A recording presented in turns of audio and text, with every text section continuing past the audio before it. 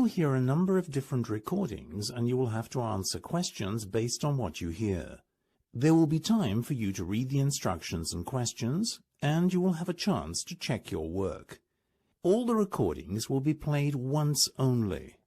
The test is in 4 sections.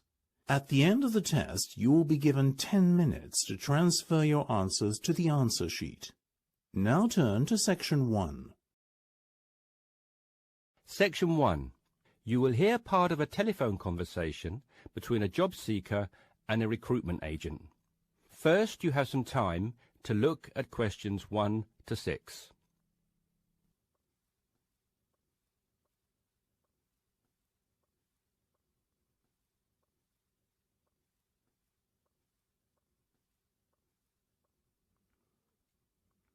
You should answer the questions as you listen because you will not hear the recording a second time. Listen carefully and answer questions 1 to 6. Yes, so that's Janet Thompson. Would you like me to spell it? If you wouldn't mind, thank you. Just the surname, please. No problem. It's Thompson. Great. Now, Janet, before we go through the openings I have here in front of me, might I just take a few more details to complete your profile on my system? Of course. What would you like to know? Well, let's start with your email address, please. OK, janthompson@hort.net. I see. Is that Jan as in Jan? No, that wasn't available. I had to make do with Jann. Here, let me spell it for you again, just to be sure. JANNTHOMPSON@hort.net. Much obliged. And could I ask, do you have your referee details to hand? Yes, what do you need? I need 1 work reference and 1 character reference from a friend or colleague. OK, for a work reference, there's Jane Foote. She's my former boss at Bermuda Girls' School, head of English. OK. My personal referee is Monica Carbody.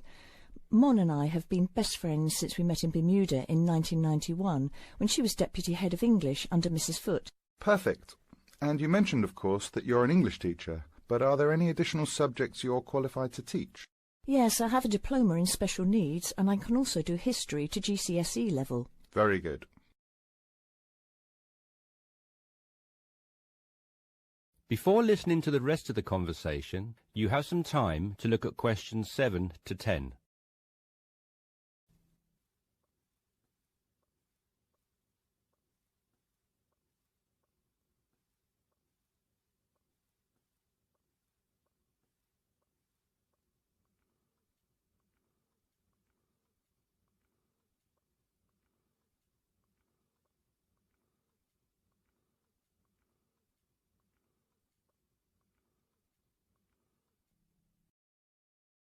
Now listen and answer questions 7 to 10.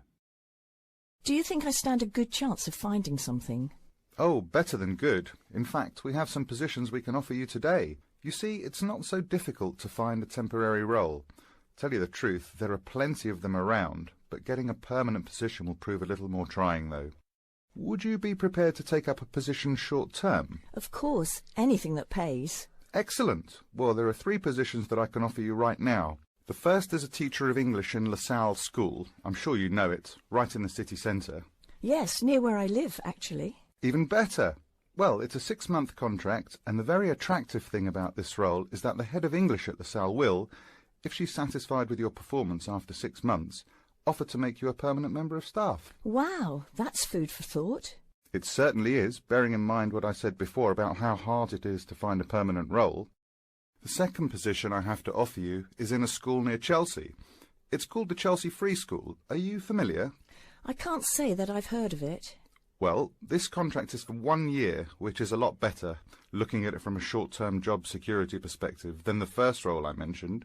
But you also have to realise that you are a temporary replacement for a female teacher who has taken maternity leave. There is no prospect of the position being made permanent. I see. I have 1 other vacancy at the minute, though I doubt you'll find it quite so appealing. It's situated in rural Cambridgeshire. I'll spell that just in case you want to take it down. CAMBRIDGESHIRE. And the school simply goes by the name Cambridge, though it's not in any way related to the other more well-known establishment of the same name. I was just going to ask that. What a lovely location, though, eh? Yes, but there's a catch. It's only a 6-week contract to cover for someone on extended sick leave. I see. Well, I guess that's ruled out then. What sort of salary can I... That's the end of section 1. You have half a minute to check your answers.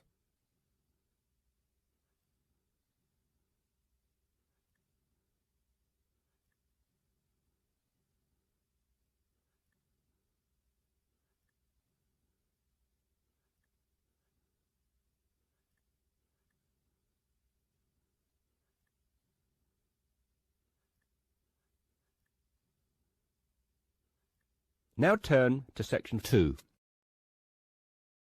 Section 2. You will hear a flight attendant talking to passengers on an airplane. First, you will have time to look at questions 11 to 15.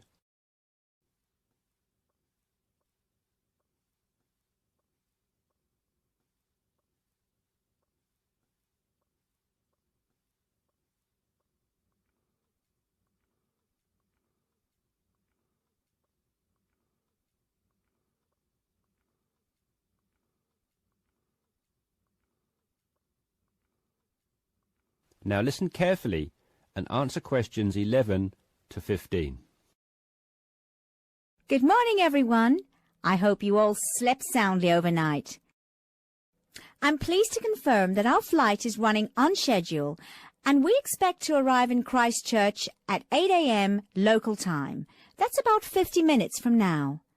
I've been advised by our pilot to warn you that there may be some turbulence on our descent. So please remain seated and have your seatbelt on at all times. As you may have heard, a fairly severe tropical depression is headed for New Zealand and in fact is reaching the west coast of the South Island as we speak. Thankfully, we are landing on the east coast, where the weather is still relatively good. Wind speeds are steady at around 15 miles per hour and the sky is generally overcast, though the sun may creep out from time to time as the morning progresses. That said, when the storm reaches this afternoon, conditions will deteriorate rather quickly. Please exercise extreme caution if you're travelling anywhere on the island today. As I said, the storm has already made landfall on the west-northwest coast, and we're getting reports of high seas and very strong winds of around 75 miles per hour, with gusts up to 110 in Collingwood. Heavy and thundery rainfall is also being reported there. The Southern Alps are experiencing severe blizzard conditions, and there is a virtual whiteout on the roads. There are accumulations of up to 3 foot of snow already, so please, under no circumstances, be tempted to take the mountain road from Christchurch to Bluff. Use the coastal route for the entire journey if you must go down south. Over in the west, in Hokitika, and the southwest, in Milford, conditions are bad with heavy rain, high winds, and high seas. In fact, several tornadoes were reported in Hokitika and also in Lewis, which is slightly further inland. Also inland, on the northern edge of the Southern Alps, Arthur's Pass should be avoided at all costs. Roads are closed due to the heavy snowfall. Kaikoura has reported wind speeds of 45 miles per hour, with occasional gusts a bit stronger, but so far it has escaped the heavy rain. At present, it is windy and cloudy there. Before you hear the rest of the discussion, you have some time to look at questions 16 to 20.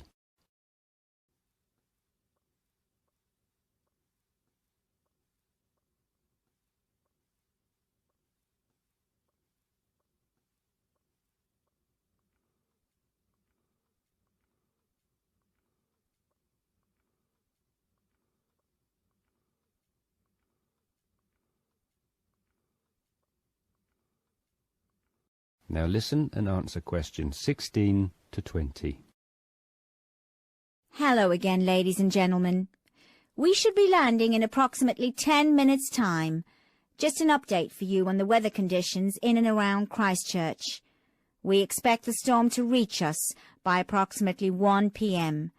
Town officials are closing all roads out of town as conditions are simply going to be too dangerous, with the risk of falling trees and flying debris too high. Roads will have officially been closed for 30 minutes by the time we land at 8 a.m. Passengers whose travel plans did not entail an overnight stay in Christchurch, we would like to extend our apologies to you on behalf of the Christchurch Town Council for the inconvenience caused. However, it is in the interest of safety that these steps have been taken. Those of you without accommodation should go straight to our customer service desk at the airport, where a council official will be waiting to take you to temporary shelters in the town. Those of you who are staying in Christchurch should go to your hotel and follow the instructions of staff there. It may yet be necessary to evacuate you down to the shelters as well. This decision will be made by hotel staff who are monitoring the situation very carefully. The storm has made a direct hit on the island. The storm eye is expected to arrive in Christchurch at about 4 p.m., after which a brief period of calm will be experienced. The western wall of the storm will then hit at approximately 4:30, and the extreme winds and heavy rain should have improved by about 7 p.m. All roads will be reopened from 9 p.m. onwards. However, we're advising people to refrain from driving unless absolutely necessary, as conditions will be extremely hazardous with a risk of flooding everywhere. Flash flooding is a real danger for the valley towns of the south in particular, as mountain rivers and tributaries have already swelled to record levels. High winds have already caused massive power cuts in West Coast towns, and a string of major tornadoes have caused havoc across the Midlands. If at all possible, stay in Christchurch until tomorrow morning, when the clean-up will begin. And, above all, stay safe. That's the end of section 2. You have half a minute to check your answers.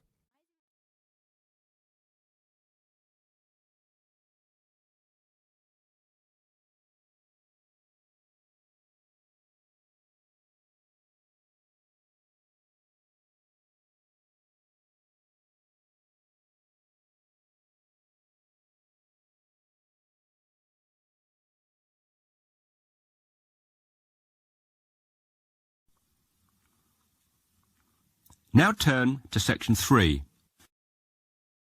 Section 3. You will hear a discussion between two psychology students and their tutor. First, you have some time to look at questions 21 to 24.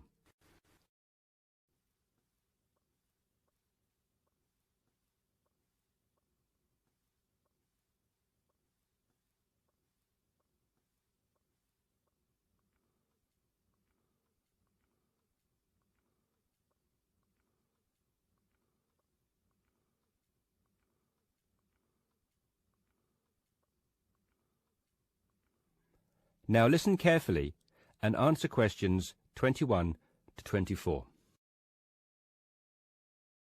So, how did you find the lecture yesterday? Reasonably interesting, but he sort of rushed through Maslow's work, which, considering it's been covered before, is fine for everyone else except me, who missed the last lesson. Why don't you fill him in then, Tina? Me?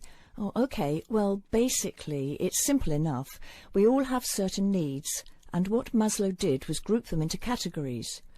Depending on how successful your life has been or what stage of life you are at, your needs change and you shift from one of Maslow's categories into another. First, there's your basic needs. Physiological needs, the professor said. Is that right? Very good. These needs are pretty obvious. They're our most basic ones. Things every human needs to survive and function, like air, water, food, clothing and shelter. It's not rocket science, this bit. Maslow just points out that until we have satisfied those basic needs, our desires don't evolve into anything more complex, and we don't seek any greater form of fulfillment. Isn't that a bit irrelevant today? Not really. Millions of people in the developing world are still fighting to fulfill these needs, fighting for their very lives every day. Good point. So anyway, Maslow represented what he called his hierarchy of needs on a pyramid, or, in 2D, a triangle. With physiological being at the base, presumably. Yes, it's obvious, isn't it? What's at the other end of the spectrum, then? Well, to be at the pinnacle, you've got to have mastered the other levels of need. Then you are in the self-actualization zone. This is a place where you are very at one with yourself and looking to make the absolute most of your skills, talent and potential. You can only focus on maximising these, though, of course, if, as Maslow reminds us, you're fulfilled in every other sense. And what are these in-between levels, then? Well, after you've found food and water and shelter and so on, the next step is to fulfil your safety requirements. Safety does not just mean your physical safety, though. That's far too simplistic. It's also about your emotional safety, your job security and so on. And let me guess, after that it's the need for esteem. No, Maslow reasoned that after your physiological and safety needs are fulfilled, the next most urgent requirement is for friendship, intimacy, companionship and so on. You know, on an emotional level, building a family, having relationships, etc. Only then, after you have found a sense of belonging, does the need for esteem take precedence, he argues.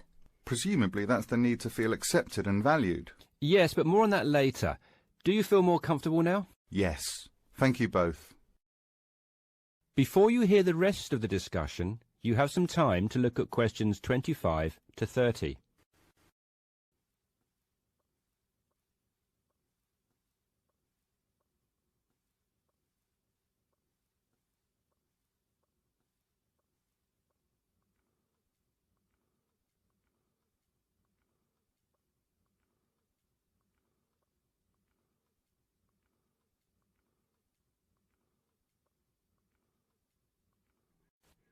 Now listen and answer questions 25 to 30.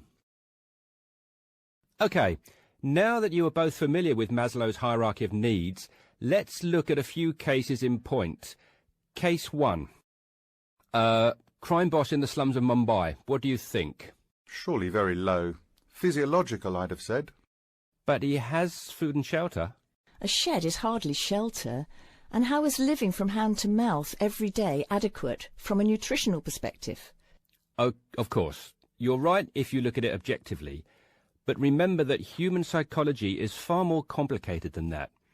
When quizzed, this person surprised researchers.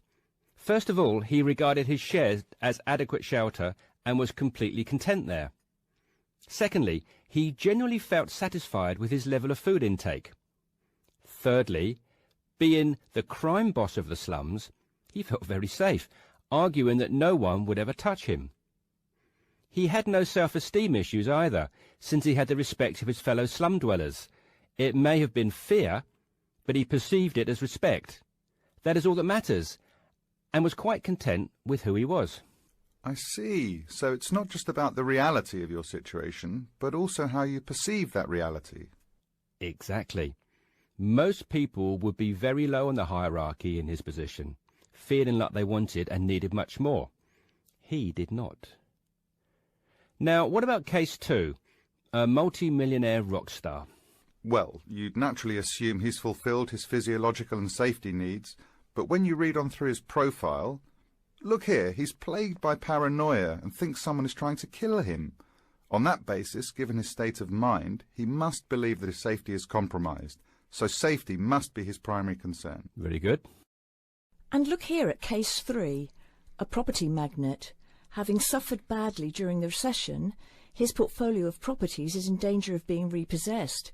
In fact, look, he's in danger of losing everything and being left without even enough to support himself. Wow, so I guess he's gone from very high up right down to the bottom. Exactly. Even his basic needs are no longer secure. An excellent example of how there can be movement both ways on the pyramid. Case 4. A housewife. She must have some esteem issues, surely. Read on. She is quite content and well respected and loved by her friends and family.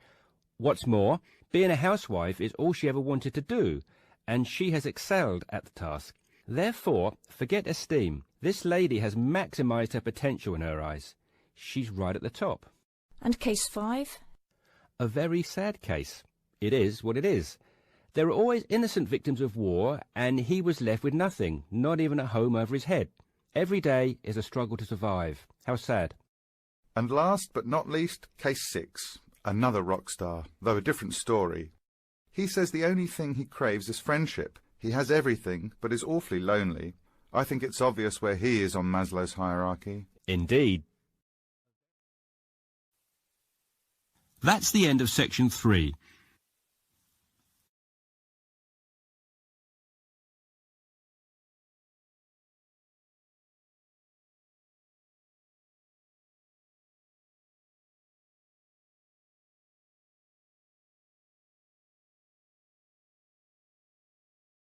Now turn to section 4.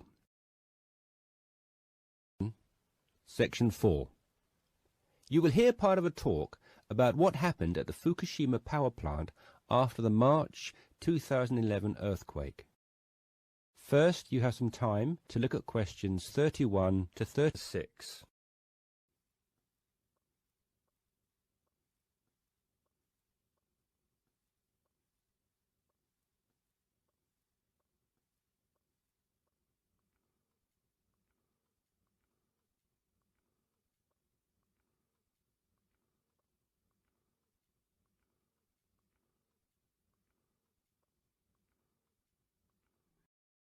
Now listen carefully and answer questions 31 to 36. To really understand what went on at Fukushima after the tragedy, which was the March the 11th tsunami, I'm going to have to give you a brief introduction to nuclear power and an insight into how a nuclear power plant like Fukushima functions. Look at the diagram here on the screen. To the left there is a rather massive building. This is known as the containment building, and it is, safety-wise, the most fundamental aspect of a nuclear power plant. Containment buildings are typically constructed of steel or reinforced concrete. The Fukushima one was made of a mixture of both. Notice the concrete domed roof, which was so prominent in the aerial photographs which were taken after the tsunami hit.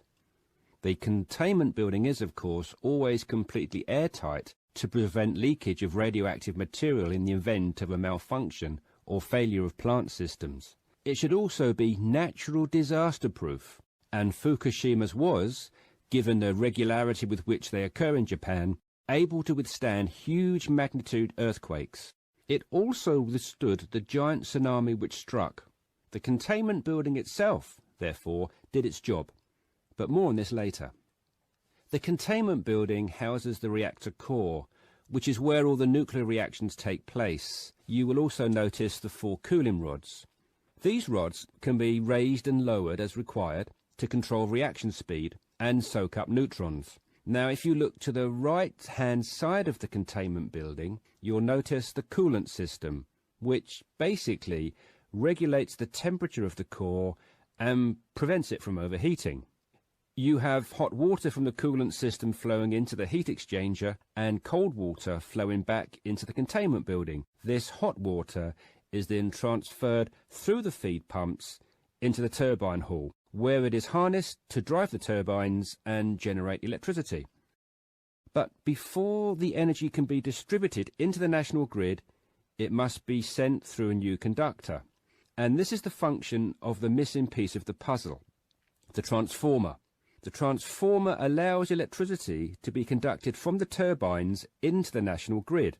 And that, ladies and gentlemen, is how nuclear-powered electricity is generated, more or less.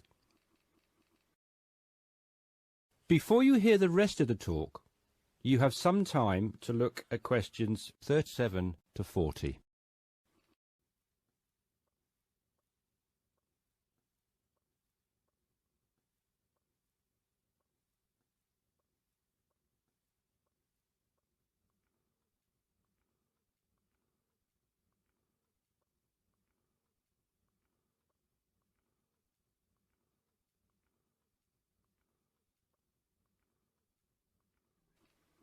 Now listen carefully and answer questions 37 to 40. So, what went wrong at Fukushima? Well, let's begin at the beginning. When the earthquake struck, the reactors automatically shut down. Of course, there were 6 reactors at Fukushima, so think of it as 6 plants like the one in the diagram running independently of one another. In actual fact, only 3 of the reactors needed to be shut down, as reactors 4 to 6 were being inspected, so had already ceased to be operational. When the reactors shut down, no more electricity was being produced, so a new source of power was needed to run the cooling systems and prevent the reactor core from overheating. This is where the plant's on-site diesel generators came in. They were immediately powered on, and the reactor core's temperatures were being regulated again. So far so good. But 50 minutes after the earthquake, the tsunami hit, breaching the plant's 5.7-metre defensive seawall. The tsunami flooded the basements of the 6 turbine halls and disabled the diesel generators. And this is where the problem began. You see, the containment buildings actually did their job, and reactors 1 to 6 were not compromised by the earthquake or the subsequent tsunami. However, site engineers and safety personnel had failed to take into account the possibility of the seawall being compromised.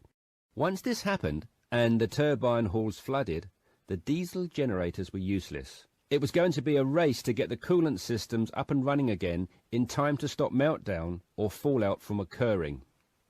With the generators down, power was now being supplied by batteries, with a life of no more than 8 hours each, the last resort the plant had in an emergency of this nature. Furthermore, inside Reactor 1, even some of the batteries had failed. The reactor core was not being cooled sufficiently, and both temperature and pressure inside the containment building were rising. Eventually, a day after the tsunami, there was an explosion in the reactor building and the roof collapsed. Engineers made a desperate attempt to cool the reactor core by pumping salt water into it, but the damage had already been done and the reactor had begun leaking. It was confirmed later that same day that meltdown had occurred. That is the end of section 4. You now have half a minute to check your answers.